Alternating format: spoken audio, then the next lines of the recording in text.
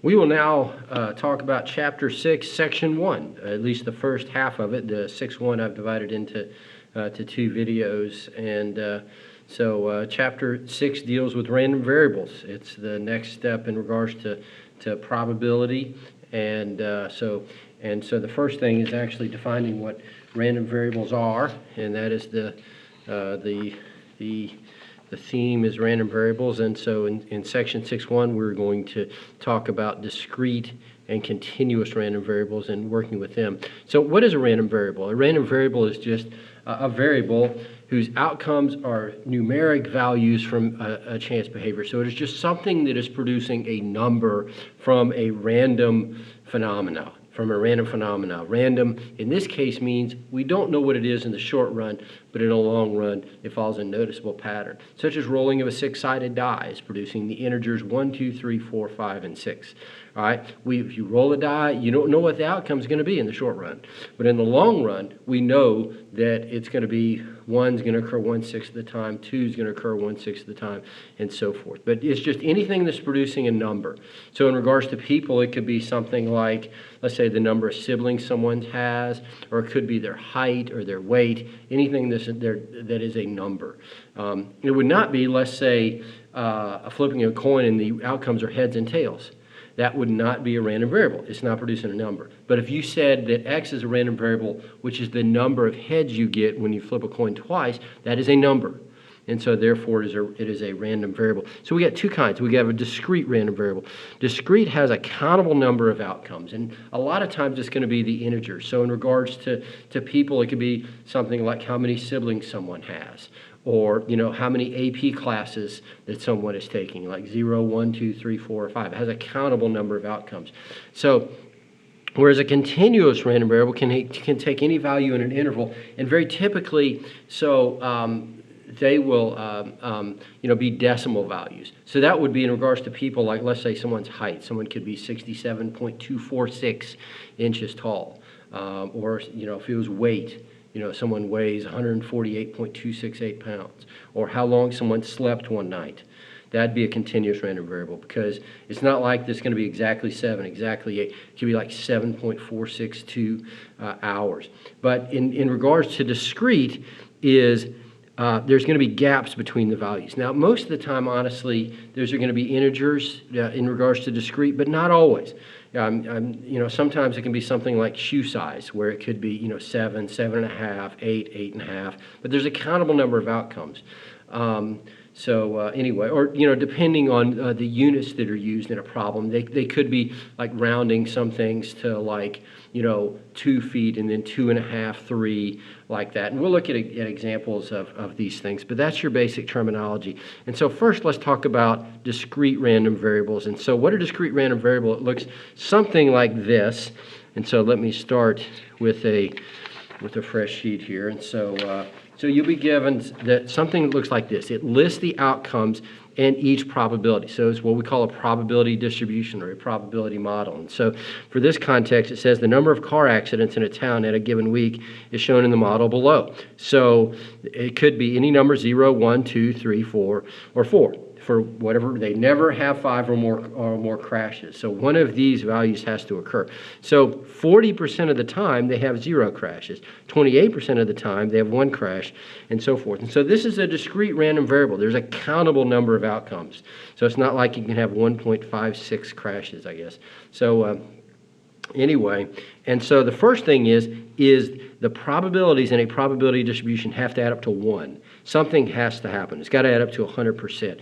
And so when you add these up, so these 4 values, they add up to 0.97. And so therefore, this one is 0.03. So that is sort of a very typical problem. Or it could ask you the question. It could give you this right here and say, is this a probability model? And you would say yes, because the probabilities add up to 100%. Now, they could ask you a really simple question. They could ask, like, if you randomly select a week, what's the probability there's going to be, let's say, greater than 2 crashes? So greater than 2, you'd say that's going to be 3 or 4, and you say, well, that's going to be 0.11 plus 0.03, and so that's 0.14, okay? And there you go. So I think that's pretty straightforward, which, by the way, that's certainly different than, greater than, or equal to 2. in regards to discrete. Greater than or equal to 2, that would include 2 as well. And so that's going to be 0.18 plus 0.11 plus 0.03. And so that is going to be so that's going to be 0.32, I believe. So 0.32. So anyway, and showing your work would just be showing that addition like that. And then, okay, so here's a new problem. We actually did something like similar to this in the last chapter, but this is, somewhat new for this, is that, all right, given there are more than one crash in a week, what's the probability there's more than 3 in a week? And so you remember our little formula here for given. So, all right, given that there is more than one crash, all right, what is the probability there's more than 3? So this is our notation. There's our little given symbol. So what's the probability you're going to have more than 3 crashes in a week, given there's more than one? So you remember our little formula for this is it's the probability of that, and that's on your little formula sheet. The probability that x is greater than 3 and that x is greater than 1 over the probability of what you're given, the second one. Now, in regards to the numerator here, think about it. If I told you that something was greater than 3 and it's greater than 1, what's the easier way of saying that? It's just the easier way of saying it is just it's the probability that x is greater than 3. I mean, if I told you something was greater than 3 and it's greater than 1, it has to be bigger than 3 over the probability that x is bigger than 1. So in this chapter, when we have a conditional like this, it's always just going to be, in essence, the probability of that over the probability of that is what it's going to be. What's the probability that x is going to be greater than 3? Well, that would be 0.03.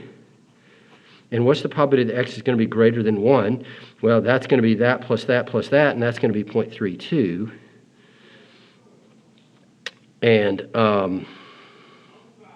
And so that is going to be, so let's see what that is. And so that is going to be 0.09375. And so that is how you do that sort of problem. All right, and so then we're asked to do this. We're asked to make a histogram of it. And so to make a histogram of it, what we're going to do is, and here it is here. Here's the histogram. You just make a bar. For each of the 0, 1, 2, 3, and 4. So on the x-axis, I'm putting the number of crashes. Make sure to label your axis. So there's 0, 1, 2, 3, and 4. And then probability goes on the y-axis, and you just draw a bar, goes up to 0.4 and to 0.28 and to 0.18 and so forth. So that's all there is to draw on a histogram. Make sure to label it and scale it. And it asks us to describe that, just like in Chapter 1. So that's a nice little review of a Chapter 1 concept where you describe its center, unusual value, shape, and spread. And so in regards to its center, I said, well, that looks to be centered somewhere around 1. So the number of car crashes is centered around 1. Of course, we're fixing to find their mean and median to describe that. The shape is certainly skewed to the right. It has a tail going to the right. So we would expect the mean to be bigger than the median, by the way. And then the number of crashes vary from 0 to 4. And so that takes care, in essence, of the spread. So that's describing its center, shape, and spread. All right, and then what are the mean, the median, the standard deviation? All right, so here we go. So the mean, let's calculate the mean and the standard deviation of a discrete random variable. All right, so on your formula sheet, there's a formula for this. And here it is. It's the next thing. Of course, there's last. It's on the front page of your formula sheet.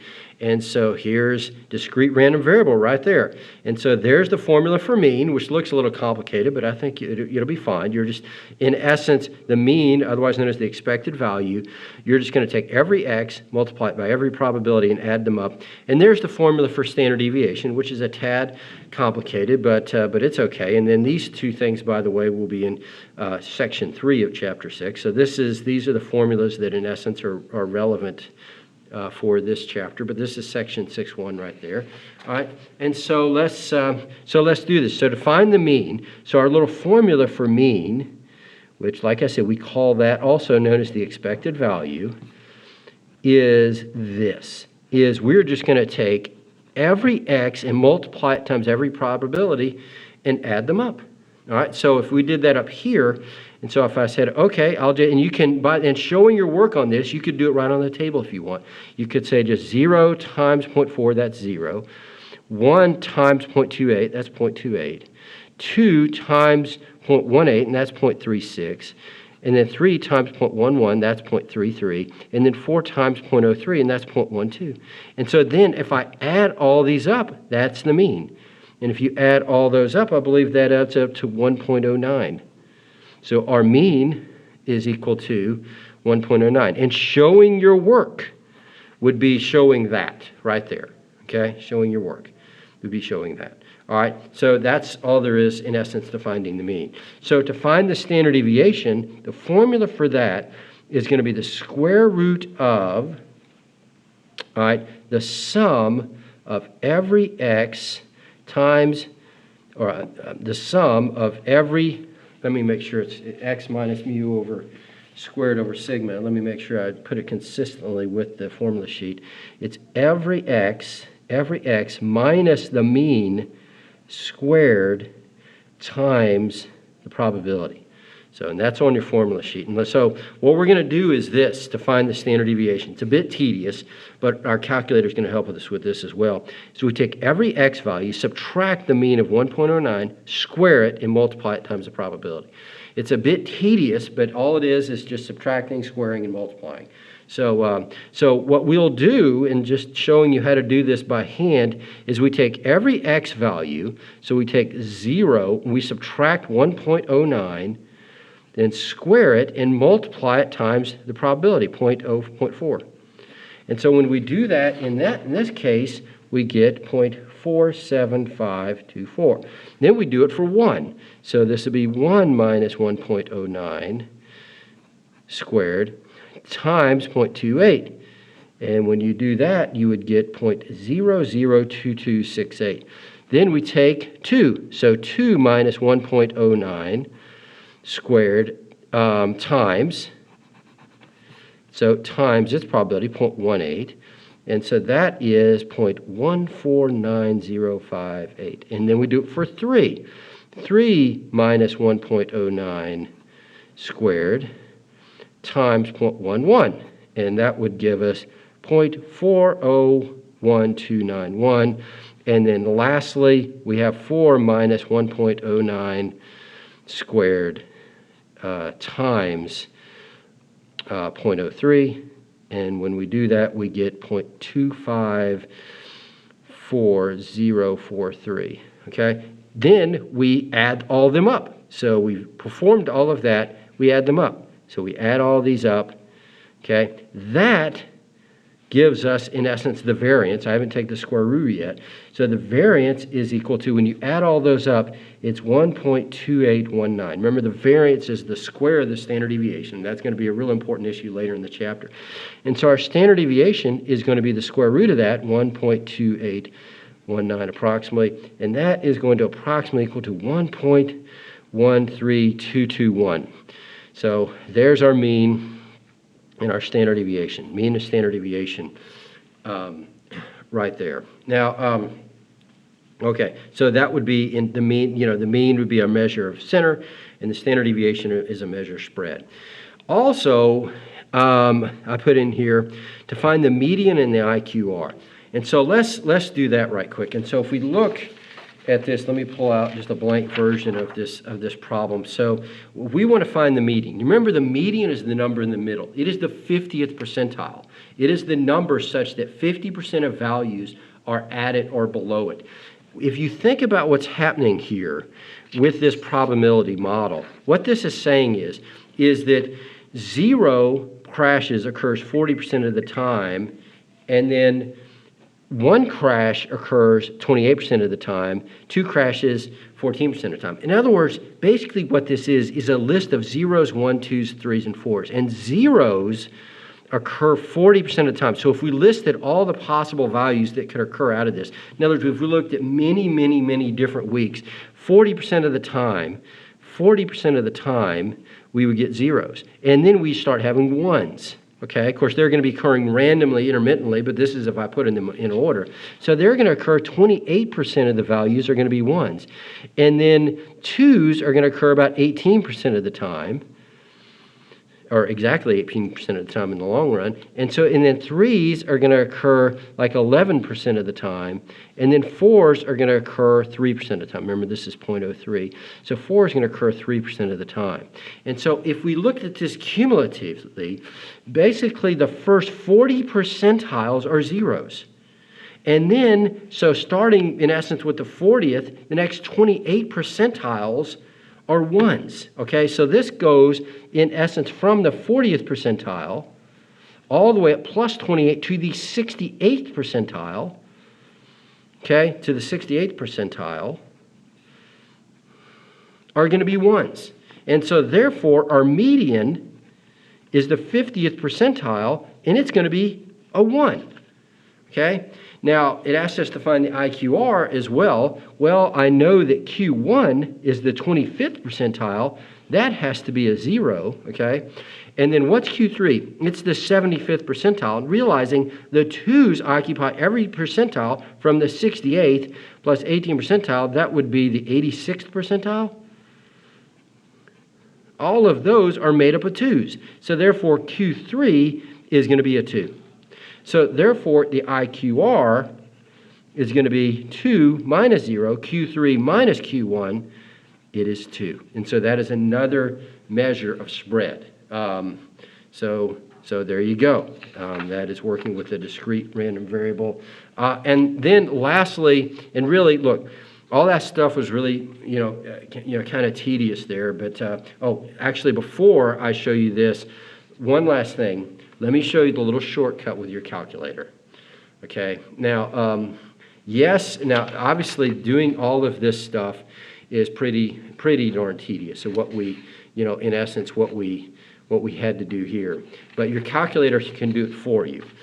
So you do need to know how to do it by hand, but once you know how to do it by hand, you can certainly use your calculator, to check your work or to do a number of problems quickly. So this is how you would do all this stuff using your calculator. So we want to find the mean and standard deviation and the median and all that of this discrete random variable. So what we're going to do is we're going to put these in list 1 and list 2. So I'm going to hit the stat button. I hit stat, and I'm going to hit edit. And I'm going to enter into list 1, I'm going to enter in the number of crashes. In list 2, I enter the probabilities there. And so once I've done that, I'm going to do one variable stats with those two lists. And so let me remind you, one variable stats, you hit the stat button, then you arrow over to calculate, and then one variable stats. Now, this is the only time all year. And so list 1, and in the list, you put list 1, which, once again, you can just do second and hit the 1 button, and it puts list 1 there.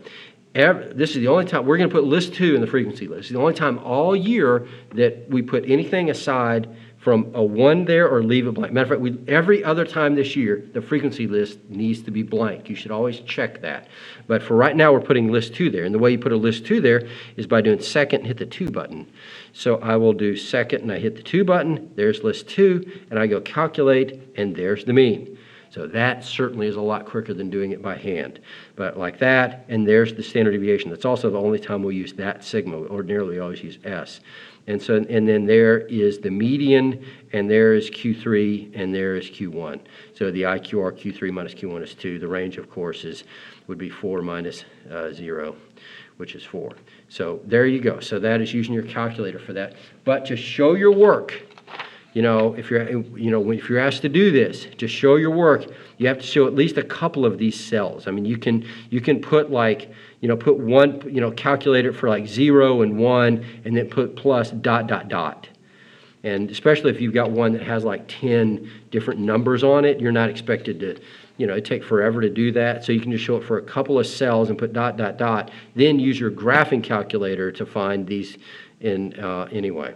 But doing this, being able to do it by hand is important, but the main deal is this, and this is the most frequent question out of this whole thing that happens, and that is being able to describe these things in context. What does the mean mean in context? To describe, or interpret the mean in context. So in regards to the mean, so this is describing the mean in context, and we did this earlier in the year as well, describing the mean in context. And so that is this. If we randomly select many, many weeks, we expect the average number of crashes per week to be 1.09.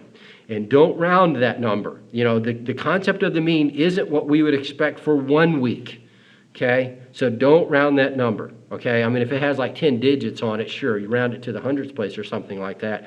But you have to understand that the mean isn't what we're necessarily expecting in one trial. It's the mean is what we're expecting the average to be in a large number of trials. And so you have to state it like that. If we had many, many different weeks that we randomly selected, we expected the average number of crashes to be 1.09. Standard deviation. So the standard deviation, it's the average amount the points vary from the middle. And so the way we could state that, if we randomly selected many, many weeks, we expect the number of crashes to vary from the mean of 1.09 by 1.13221 on average. So the standard deviation, like we talked about in Chapter 1, it's the average amount the points vary from the middle. It's probably our most used measure of variability. Okay, so that's it for discrete random variables. We're also, part 2 of section 1 deals with continuous random variables, which actually we've already done. It deals mainly with the normal curve and then with the uniform curve. So this is mainly the new stuff in this section. But the continuous random variable part of section 6.1, I've put in another video. But thanks a lot for watching the video. I wish you much success in regards to random variables.